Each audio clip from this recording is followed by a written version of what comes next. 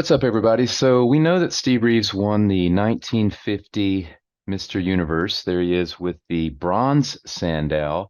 And there's a great story and history of the Mr. Olympia Sandow Trophy at a website called evolutionofbodybuilding.net. And that'll tell you everything you need to know about the Sandow Trophy, all the way back to when Eugene Sandow awarded the three Sandows in the great competition in 1901. But today I want to talk about something else. I want to talk about how Steve ended up with the gold Sandow. So there's a look at the gold Sandow, and it was a gold plated Sandow that was awarded to William Murray at the great competition in 1901.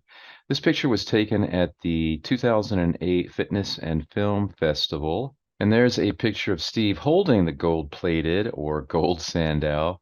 Looks like he's in his home gym. You can see the wall pulleys and a word on the wall there behind him. You can also get an idea of how big the Sandow is.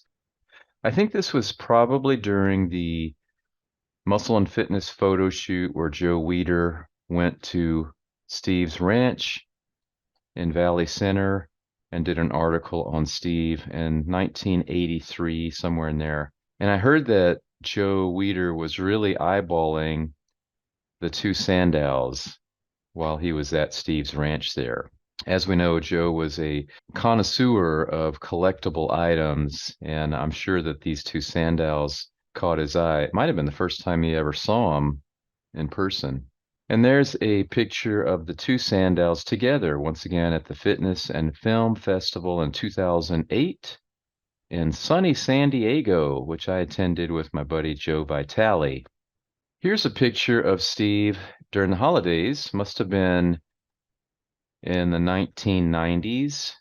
Steve passed away in 2000. And you can see up at the top, he's got the three trophies. It looks like the gold on the far left, on the very top where you see the arrow, the 1948 runner-up Mr. Universe trophy presented by Health and Strength, and then the bronze Sandow on the far right. And there's another picture of Steve holding the bronze Sandow, which he won at the 1950 Mr. Universe, standing on stage with Gene Orme. And there's a close-up of the 1948 runner-up Mr. Universe trophy. So what I want to talk about today is probably the first time this has ever been shown online. And this is a copy of a letter that was sent to Steve in August of 1977. You can see up to the left by airmail. You can see the postage across the top right. You can make out Nottingham up there by the stamps on the right, Mr. Steve Reeves. You can see his address, Valley Center, California. And then let's look at who sent it. From L.W. Murray, and there's the address, England. So when Steve received this letter, he must have been really interested. He may not have known who this was, just judging by the last name. Well, this was actually William Murray's nephew. In the top right, you can see the address. You can see the date, August 9th, 1977. August 1977. So let's have some perspective here. Steve was born in 26, so he's 51 years old. He's had the Jag since May of this year, so a few months. He bought the Jag in May 1977. The Jag is a 1976 model. So this is a pretty big year for Steve. He's about to get the gold Sandow, and he's got his awesome Jag.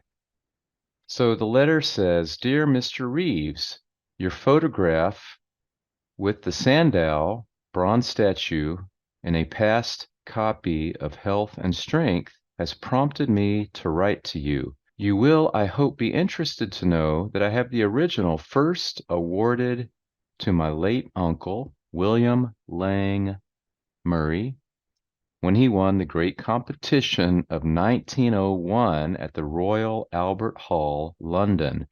Wow, can you imagine? That must have really gotten Steve's attention. This statuette is of gilded bronze, signed and dated on the bottom, F.W. Pomeroy, 1891, and is the one from which the other two replicas were subsequently made.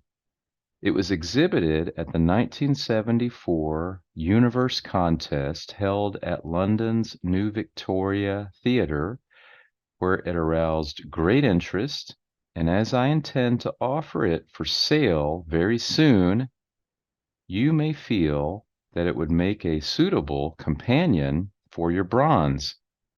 I enclose photos of various news items of the time, together with a copy of the article in Health and Strength. I tried to make contact with you last year. I was unable to obtain your correct address. However, at last obtained it through my local newspaper and the San Diego Evening Tribune. I must emphasize at this point that I am not connected in any way with newspapers or physical culture organizations. It's probably a good thing that he mentioned that. We know that Steve did not like the limelight. I am a textile dryer, I think that says, near to retirement, and have no wish to involve you in any unwelcome publicity. Perhaps I may hear from you should you be interested. Best wishes, L.W. Murray. Let the gravity of that moment hit you.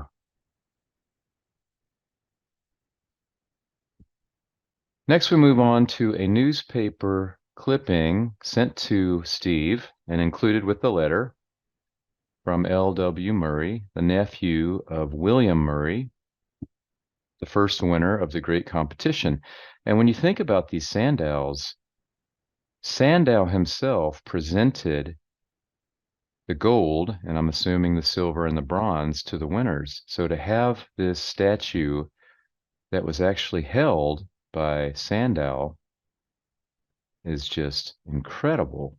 On Saturday night, a large audience gathered at the Royal Albert Hall to witness final selection of the winners in the physical culture competition initiated some 3 years ago by Eugene Sandow, the famous exponent of methods for the development of the human body. In addition to the presentation, over 200 gold, silver, and bronze medals, prizes to the value of 1,000 guineas were offered by Sandow.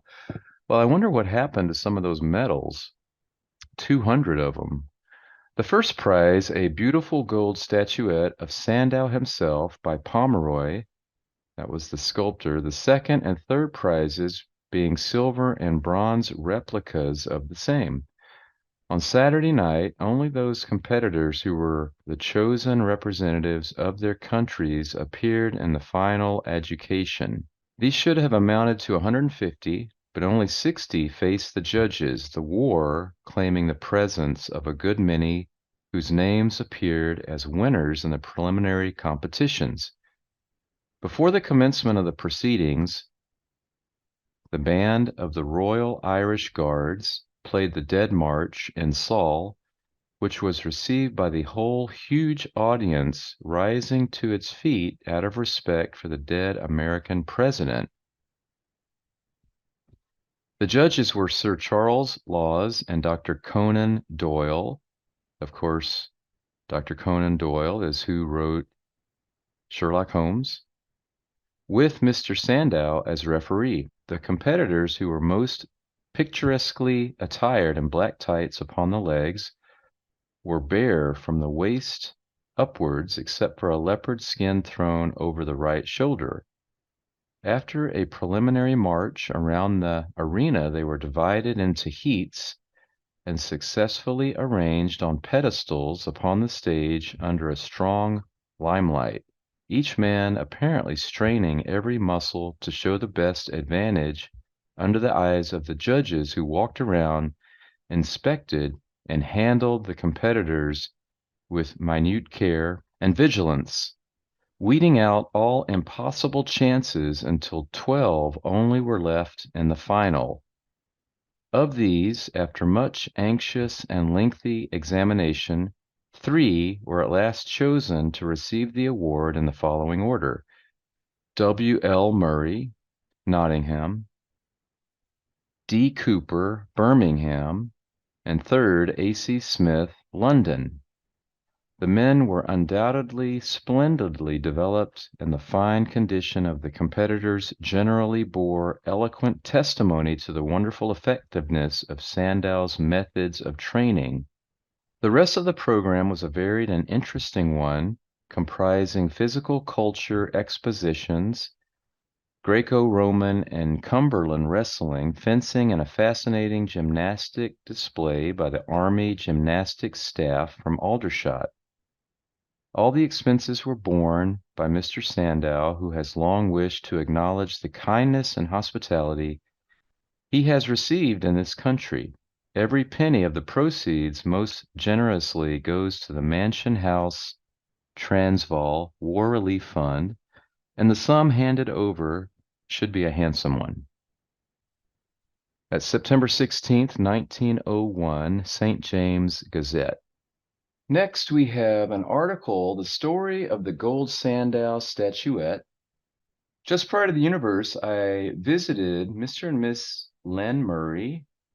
That's the nephew who wrote to Steve at Nottingham, who owns the famous gold-plated Sandow statuette, which they kindly loaned to us for display at the 1974 NABBA Universe show and judging. The trophy was won by Mr. Len Murray's uncle, Bill Murray, formerly of Paisley, Scotland, in 1901 at the Royal Albert Hall. At the top there, you can see Oscar Heidenstam, who was a great friend of Steve Reeves, showing the gold statuette to the Universe audience in 1974. It was the first recorded physique contest connected with this journal and for Britain's Perfect Man. There were 150 finalists selected from 1,000 entries, and the first prize was the Sandow gold-plated statue plus 500 pounds. Second prize was a silver-plated statuette and 200 pounds, and third place was a bronze statuette and 100 pounds. The statuettes were presented by the famous Eugene Sandow himself, who was one of the 3 judges. The others were Sir Arthur Conan Doyle of Sherlock Holmes fame, and the sculptor Mr. Pomeroy. The bronze statuette was the one Steve Reeves won for the NABBA Universe in 1951, but the silver one seems to have disappeared. It is reputed that there were 15,000 spectators at this contest, but I fear this is somewhat of an exaggeration, as I imagine 10,000 would be absolute capacity at the Royal Albert Hall. I was indebted to Mr. and Mrs. Murray for their kindness and hospitality and for letting me see all relevant cuttings, posters, and reports of this first famous contest. I would also like to thank Richard Perry of Hereford for taking charge of the statuette throughout the Universe weekend and ensuring its safety. This is from Health and Strength magazine. On the right, you can see the gold statuette, the work of Pomeroy, sculptured in 1895, won by William Murray in 1901, photo by Greenwood. And at the bottom, the elaborate poster advertising an appearance of the winner, photo by Erex. And once again, there is Steve holding the gold Sandow. So he obviously wanted the Sandow. We don't know how much he paid for the Sandow. George Helmer tells us I think in the book, A Moment in Time, George Helmer tells us that Steve never told George, but he told George that he could have bought a nice piece of property for what he paid, nice piece of property in San Diego for what he paid for the gold statue. So that, guys, is how Steve Reeves ended up with the gold and the bronze statue. And as I've said before, well, what happened to the gold and the bronze statue? Vince McMahon's daughter, or wife, I can't remember which, reached out to George Helmer and paid $100,000 each. And so Vince McMahon has the two Sandows last time I checked, and I'm sure they'll stay in his family for a long, long time. So there you go, guys. Fascinating. Check your mail because you never know who's trying to contact you and what they may have. I don't know what has become of Lynn Murray. I don't know what's become of Lynn Murray's wife. I don't know if they have any kids. If you know, let me know in the comments. I'll do my own research as well, but there you go. This is history. I don't know how many people are aware of all the details of how Steve ended up with the gold Sandow. If you like the video, give it a thumbs up. Make sure you share and subscribe, and I will see you guys in the next video. Thanks a lot.